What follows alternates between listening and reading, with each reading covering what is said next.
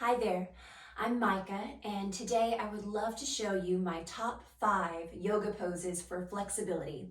So if that's something you're working towards, you are in the right place. Now, my students talk about 3 areas in their body in particular that seem to feel tight a lot of the time. And that is the hamstrings, the back of the leg, the hamstrings and calves, I'm including that in this, the shoulders, and the hips. Okay, so these 5 poses will address those areas specifically as well as other parts of the body as well. So I hope you join me. Let's get started. Number 1, garland pose. Malasana, sometimes known as Malasana. So you can get into this from standing if you like. Just start with your feet a little wider than hip distance. Bring your palms to your heart and then lower your hips down between your heels. Use your elbows to press the knees away so you'll feel a little bit of a stretch here in your adductors and as well as your hips.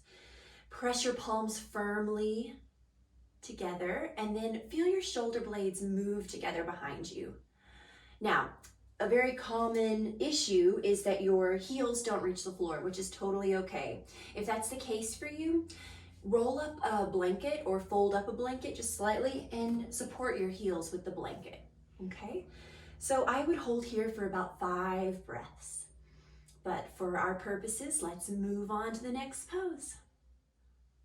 Pose number 2 for flexibility, half Lord of the Fishes, or you may know this as a seated twist. So come to sit down. Let's all start with our right leg under the left. So the right leg comes down, the left foot picks up and over the right knee. Take your time getting comfortable here. Shift your weight between the hips to where it's about even. And if you're having trouble with that, if one hip feels like it's coming way up off the mat, go ahead and extend out the bottom leg. You'll still get the same benefits of the pose. Okay, so explore, see which version of that feels better in your body. Pick one, and then take your left fingertips behind you for support, and then pull the left knee in towards you with your right arm. And then we'll use that to twist a bit towards the left. Now there's obviously a great upper body stretch here, but pulling this knee in towards you also gets a nice outer glute, outer left thigh stretch. So we're really going for that. And take a few deep breaths.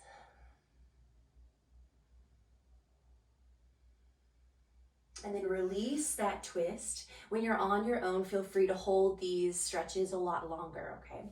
And then we'll switch legs and do the other side. So the left leg under, the right foot comes up and over. Shift your weight till you're even on your hips. And if you need to or want to extend that bottom leg out, please feel free. Right fingertips come behind you for support, and then pull the right knee in towards you with your left arm, using that to twist towards the right. Breathe down deep in your belly here as you're twisting. See if you can get to a place where you're feeling that nice outer glute stretch.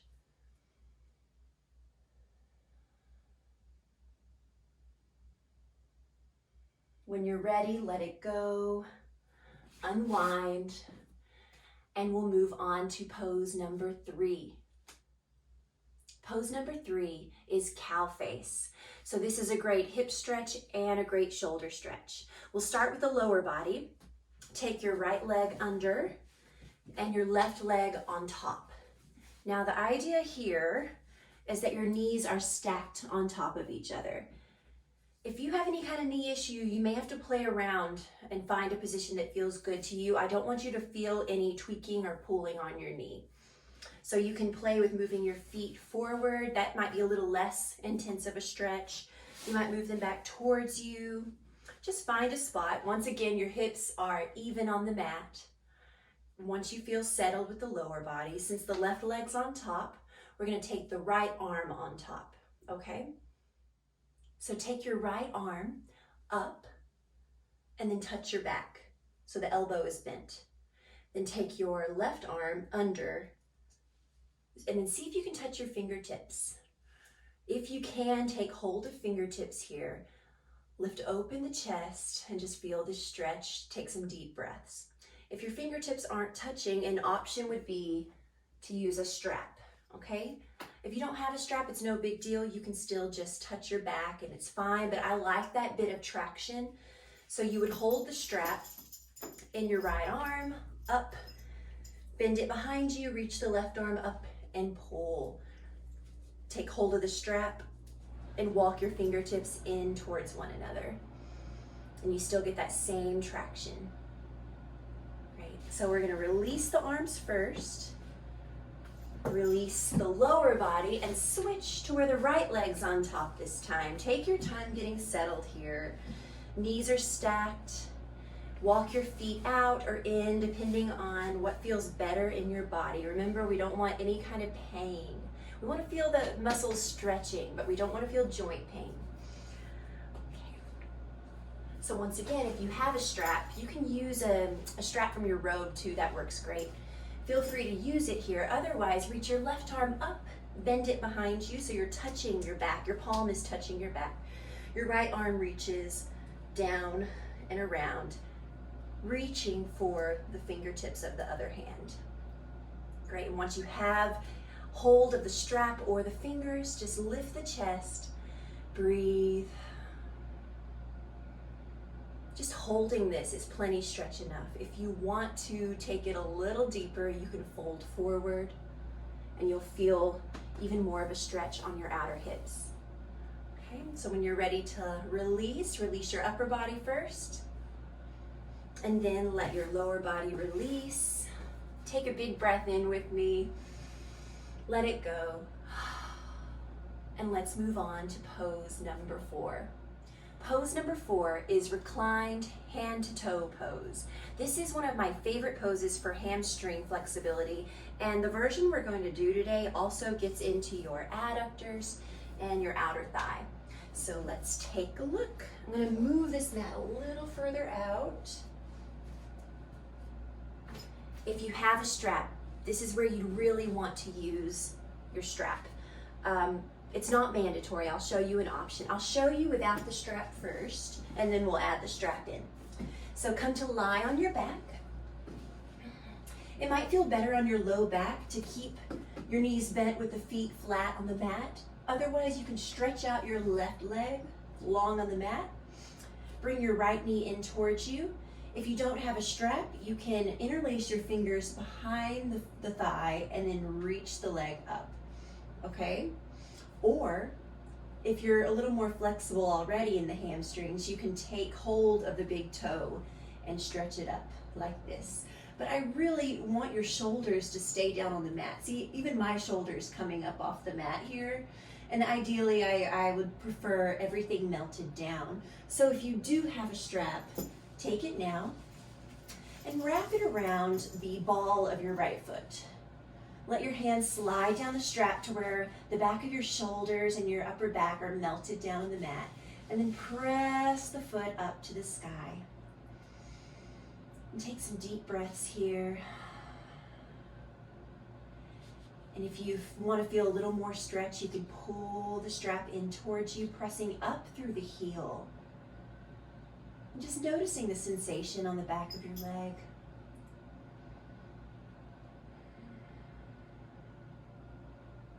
Now, take both sides of the strap in your right hand. Take your left hand to your left hip right here to keep this part of your body down on the mat. It's just a reminder to keep it melted down as we open the right leg out to the side. Okay, here you might feel a stretch on the inside of your right leg. We're breathing through all the sensation we feel.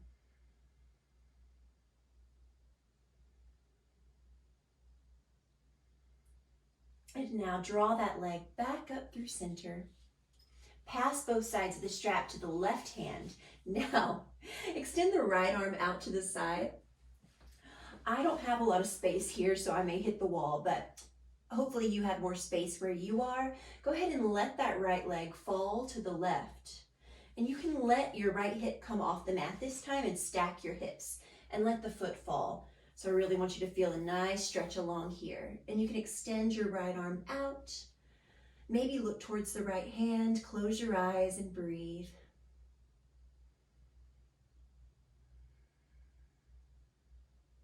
And then bring it back up through center. Maybe pull the foot in a little closer towards you. And then bend the knee, release the strap. Let's move through the other side with the strap.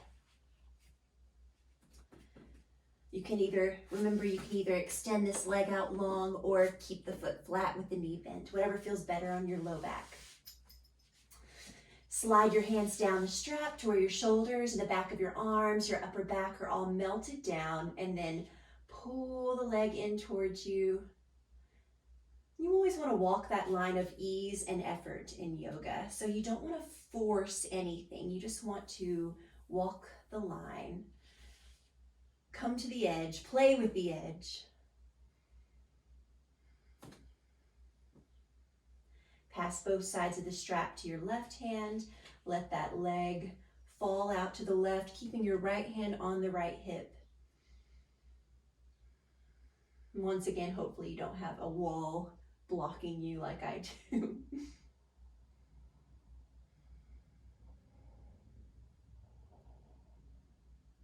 And now bring it back through center, pass the strap to your right hand, both sides of the strap. Then let that leg fall all the way over, letting your left hip come up, looking towards your left hand.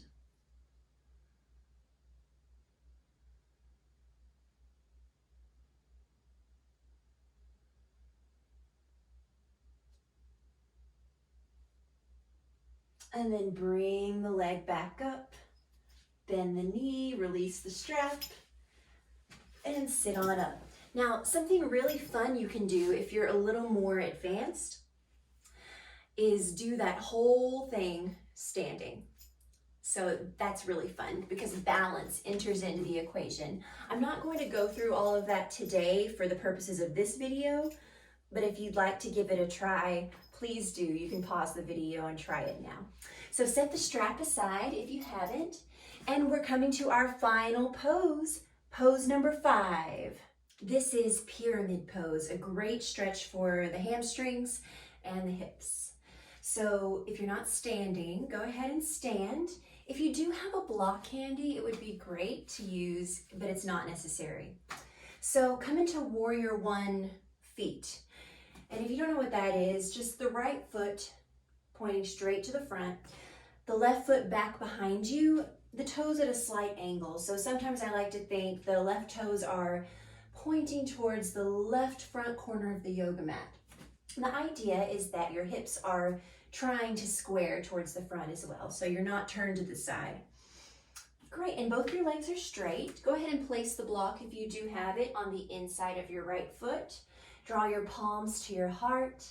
Inhale, lengthen up your spine, and exhale, hinge from the hips, keeping a long spine, coming to a flat back.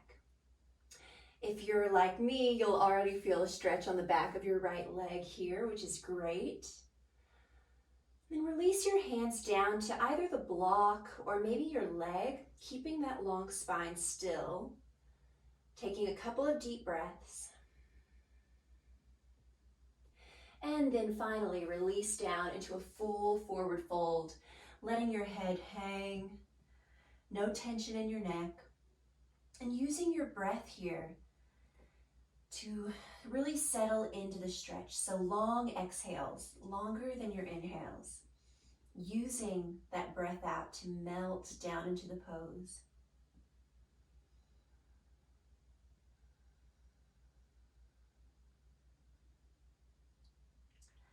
Come back up to your flat back, long spine, either on the block or just fingertips on the mat. Leave your left hand down and open the right arm up to the sky, twisting to the right. This is a little bonus stretch here. You'll feel it on the outside of your right leg. And then release that arm back down. To come out of this pose, bend the knee, draw your palms to your heart, and press yourself up to stand. Let's do the other side. I'm just going to flip right around to where my left leg is in front, the right leg is back, and the right toes are at a slight angle. Legs are straight. Make sure you're not on a tightrope here with the feet right in front of each other. You want some space in between your feet, like hip distance apart. And then if you do have that block, set it on the inside of your left foot. Palms come together at heart center. Inhale, lengthen up. Exhale, hinge forward, keeping a long spine. And then you can release your hands down to the block or to your ankle. Take a couple of breaths here. And then release down into a full forward fold, letting your head just hang. Using your breaths here.